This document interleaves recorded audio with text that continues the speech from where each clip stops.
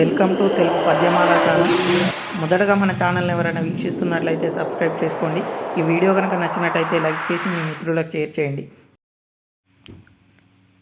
మొదటి ప్రశ్న, మాట మహిమ పాఠం కవి ఎవరు? Options: Kolakaluri Inak, Kolakaluri Swarooparani, Jandhyala Papayya Sastri, B V V Prasad. Option 2 correct అండి. కొలకలూరి స్వరూపరాణి. ఈమె యొక్క రచనలు శివతాండవం, వాయునందన శతకం, నన్నయ మహిళ. కొలకలూరి ఇనాకు గారి రచనలు కొలిమి, కట్టడి, ఊరబావి, బస్సు ప్రయాణం.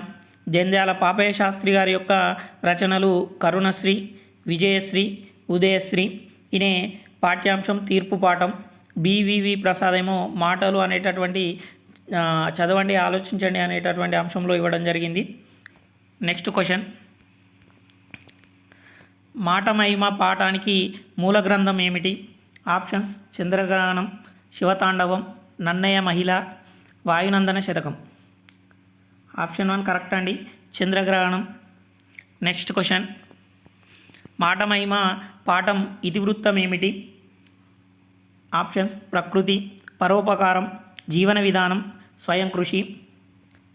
ఆప్షన్ 3 కరెక్ట్ అండి, జీవన విధానం ఇతివృత్తంగా కలిగినటువంటి పాఠ్యాంశం మాట మహిమ.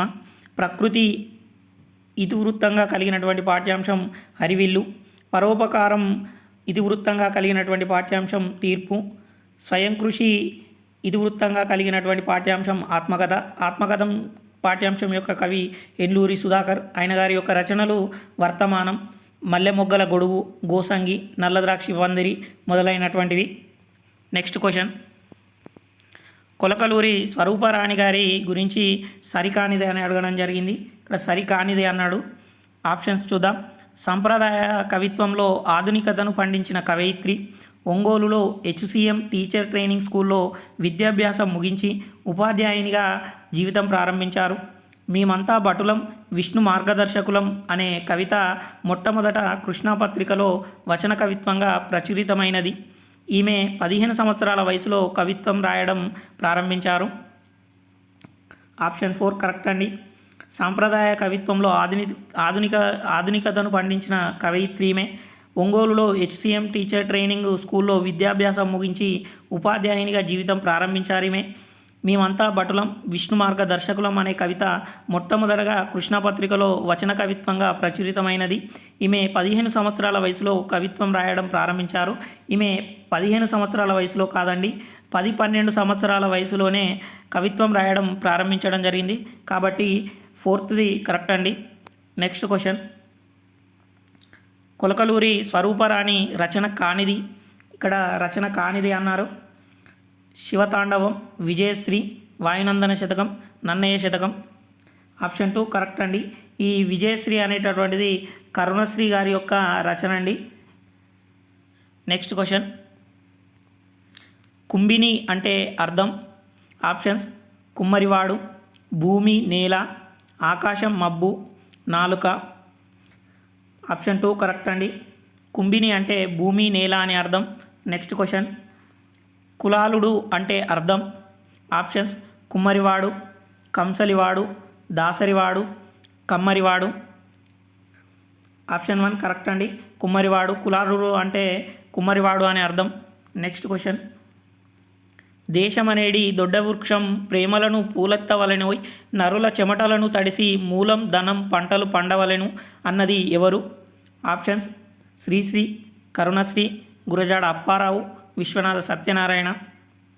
ఆప్షన్ 3 కరెక్ట్ అండి, గురజాడ అప్పారావు గారు అన్నారు. నెక్స్ట్ క్వశ్చన్, కండగలవాడేను మనిషోయి, తిండి కలిగితే కండగలదోయ్ అన్నది ఎవరు? Options: Gurajada Apparao, Sri Sri, Rayaprolu Subbarao, Karunasri. Option 1 correct అండి, గురజాడ అప్పారావు గారు అంటారు. కండగలవాడేను మనిషోయి, తిండి కలిగితే కండగలదోయ్ అని గురజాడ అప్పారావు గారు అన్నారు. నెక్స్ట్ క్వశ్చన్, సుడియా అంటే అర్థం. సుడిగాలి, మంచి మాట, కత్తి, చెడు మాట. ఆప్షన్ 3 కరెక్ట్ అండి. సుడియా అంటే అర్థం కత్తి. నెక్స్ట్ క్వశ్చన్, క్రింది పర్యాయ పదాలలో సరికానిది గుర్తించండి. ఇక్కడ సరికానిది అన్నారండి. జిహ్వ అంటే నాలుక రసజ్ఞ, తిలకించు అంటే చూచు ఈక్షించు, సిరి అంటే లక్ష్మీ సంపద, అమృతం అంటే సుధా నెయ్యి. ఆప్షన్ 4 కరెక్ట్ అండి. ఇక్కడ కానిది అన్నాడు కాబట్టి అమృతం అంటే సుధా నెయ్యి అనేటటువంటిది నానార్థం అండి, ఇది పర్యాయపదం కాదు. జిహ్వకు పర్యాయపదం నాలుక రసజ్ఞ కరెక్టే. తిలకించు అంటే చూసు ఈక్షించు అవుతుంది. సిరి అంటే లక్ష్మీ సంపద అవుతుంది. అమృతం అంటే సుధా నెయ్యి అనేటటువంటిది నానార్థం అవుతుంది కాబట్టి పర్యాయపదం కానిది అవుతుంది. నెక్స్ట్ క్వశ్చన్, క్రింది నానార్థాలలో సరికానిది గుర్తించండి. భాష అంటే భావం మాట్లాడుట, పయనం అంటే ప్రస్థానము గమనము, కాంచుట అంటే చూచుట పొందు, అమృతం అంటే సుధా నెయ్యి. ఆప్షన్ 1 కరెక్ట్ అండి. ఇక్కడ సరికానిది అన్నాడు కాబట్టి పయనం అంటే ప్రస్థానము గమనము నానార్థాలు, కాంచుట అంటే చూచుట పొందు అనేది కరెక్టు, అమృతం అంటే సుధా నెయ్యి అనేటువంటిది కరెక్టు, భాష అంటే భావం మాట్లాడుట అనేటువంటిది నానార్థం కాదు. నెక్స్ట్ క్వశ్చన్, కింది ప్రకృతి వికృతులను జతపరచండి అని ఇవ్వడం జరిగింది. భాష అంటే భాష, పుస్తకము అంటే పొత్తము, దూరం అంటే దవ్వు, వర్ణము అంటే వన్నె, హృదయం అంటే ఎద. ఇక్కడ భాష అనేటువంటిది ప్రకృతి పదం, భాష అనేటటువంటిది వికృతి పదం, పుస్తకము అనేటటువంటిది ప్రకృతి పదం, పొత్తము అనేటటువంటిది వికృతి పదం, దూరం అనేటువంటిది ప్రకృతి పదం, దవ్వు అనేటటువంటిది వికృతి పదం, వర్ణము అనేటటువంటిది ప్రకృతి పదము, వన్నె అనేటువంటిది వికృతి పదము, హృదయం అనేటువంటిది ప్రకృతి పదము, ఎద అనేటువంటిది వికృతి పదము. నెక్స్ట్ క్వశ్చన్, కరు చిరు నడు కడు నిడు అనే శబ్దాలను ఏమంటారు అని అడగడం జరిగింది. దీనికి ఆన్సర్ని కామెంట్ రూపంలో పెట్టండి. మొదటగా మన ఛానల్ని ఎవరైనా వీక్షిస్తున్నట్లయితే సబ్స్క్రైబ్ చేయండి. అలాగే ఈ వీడియో కనుక నచ్చినట్లయితే లైక్ చేయండి, మీ మిత్రులకు షేర్ చేయండి. మీరు సబ్స్క్రైబ్ చేసుకొని పక్కనే ఉన్నటువంటి బెల్ ఐకాన్ని క్లిక్ చేయడం ద్వారా నేను పెట్టేటటువంటి ప్రతి వీడియో కూడా మీకు నోటిఫికేషన్ ద్వారా రావడం జరుగుతుంది. మీరు అందించేటటువంటి సపోర్టు నాకు మరిన్ని వీడియోలు చేయడానికి ప్రోత్సాహాన్ని అందిస్తుంది. కాబట్టి వీడియోను ఖచ్చితంగా చివరి వరకు చూసి లైక్ చేయండి, కామెంట్ చేయండి. ఆన్సర్ వచ్చేసి కడాదులు అండి. కరు చిరు నడు కడు నిడు అనే శబ్దాలను కడాదులు అంటాము. పడవాదులు అంటే పడు పెట్టు పాటు మొదలైనటువంటి వాటిని పడవాదులు అంటాము. పడవాదులు పరంబైనప్పుడు మూవర్ణమునకు లోప పూర్ణ బిందువు విభాషయగును అని పడవాది సంధి యొక్క సూత్రం అండి. కడాదులు అంటే కరు చిరు కడు నిడు నడు అనేటటువంటి శబ్దములు. ఈ కడాదులకు రాడాలకు అచ్చుపరమైనప్పుడు ద్విరుక్తటకారం అనేటువంటిది ఆదేశంగా రావడం జరుగుతుంది. పేదాదులు అంటే పేదాది శబ్దములు అంటే పేద బీద బాలింత మనుమ కొమ జవ అనేటటువంటివి పేదాది శబ్దములు అండి. ఈ పేదాది శబ్దములకు ఆలు శబ్దం పరంబైనప్పుడు రుగాగమం వస్తుంది. ఇది రుగాగమ సంధి యొక్క సూత్రం అండి. నెక్స్ట్ క్వశ్చన్, ఆమ్రేడితం పరంబైనప్పుడు కడాదుల తొలి అచ్చు మీద వర్ణాలకు అదంతమైన డ్యాష్ వస్తుంది. ఇంతకుముందే చెప్పుకుందాం. ఆమ్రేడితం పరంబైనప్పుడు కడాదుల తొలి అచ్చు మీద వర్ణాలకు అదంతమైనటువంటి ద్విరుక్తటకారం వస్తుందండి. Option 3 correct. ఆమ్రేడితము అంటే ఒక పదం 2 సార్లు వచ్చినప్పుడు రెండోసారి వచ్చిన పదాన్ని ఆమ్రేడితం అంటారు. త్రికములు అంటేనేమో ఆ ఈ ఏలను త్రికములు అంటాము. రుగాగమం అంటే రుగాగమ సంధిలో పేదాది శబ్దములకు ఆలు శబ్దం పరంబైనప్పుడు రు అనేటటువంటిది ఆగమంగా రావడం జరుగుతుంది. నెక్స్ట్ క్వశ్చన్, ఈ క్రింది సంధి పదాలను జతపరచమన్నాడు. రసనేంద్రియం, పరస్పరానురాగం, ఊర్వియల్ల, చిట్టెలుక. రసనేంద్రియం అనేటటువంటి పదాన్ని విడదీస్తే రసన ప్లస్ ఇంద్రియ అంటే ఇక్కడ అకారానికి ఈ పరమైనప్పుడు ఏ అనేటటువంటిది వచ్చింది. సో ఇది గుణసంధి అవుతుందండి. గుణసంధి యొక్క సూత్రం అకారానికి ఈ ఊరులు పరమైనప్పుడు క్రమంగా ఏ ఓ అర్లు అనేటువంటివి రావడం జరుగుతుంది. పరస్పరానురాగం అంటే పరస్పర ప్లస్ అనురాగము. ఇక్కడ ఆ ఈ ఊరులకు సవర్ణాచులు పరమైనప్పుడు దీర్ఘాలు ఏకదేశం అవుతాయి. సో ఇది సవర్ణ దీర్ఘ సంధి అండి. ఊర్వి ఎల్ల అంటే ఎడాగామ సంధి అండి. సంధి లేని చోట ఎడాగామం అనేటువంటిది ఆగమంగా రావడం జరుగుతుంది. చిట్టెలుక అంటే ద్విరుక్తటకార సంధి అండి. ఇది ఇంతకుముందే చెప్పుకున్నాం. కరు చిరు కడు నడు అనేటటువంటి శబ్దములకు అందులో ఉన్నటువంటి రాడాలకు అచ్చుపరమైనప్పుడు ద్విరుక్తటకారం వస్తుంది. చిరు ప్లస్ ఎలుక చిట్టెలుక అవుతుంది. నెక్స్ట్ క్వశ్చన్, ప్రాణహాని, దీని విగ్రహవాక్యం గుర్తించండి అని అడగడం జరిగింది. ఆప్షన్స్ చూద్దాం. ప్రాణమునకు హాని, ప్రాణము చేత హాని, ప్రాణము యందు హాని, ప్రాణము వలన హాని. ఆప్షన్ 1 కరెక్ట్ అండి. ప్రాణమునకు హాని. కు కిన్ కున్ యొక్క లోన్ లోపల వచ్చిందంటే అది షష్ఠి విభక్తి.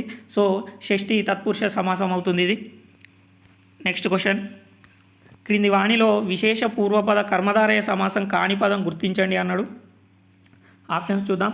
మధుర పదార్థం, ధీరోదాత్తుడు, కురువృద్ధులు, సమస్త జీవులు.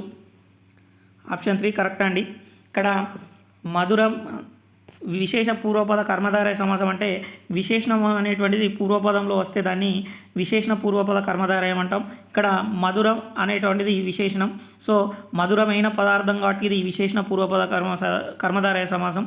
ధీరోదాత్తుడు అంటే ధీరుడైన ఉదాత్తుడు. సో ఇది కూడా విశేషణ పూర్వపద కర్మధారయ సమాసం. సమస్త జీవులు అంటే సమస్తమైన జీవులు. కురువృద్ధులు అనేటటువంటిది విశేషణ ఉత్తర పద కర్మధారయ సమాసం అంటే వృద్ధులైన కురువులు అనే అర్థం వస్తుంది.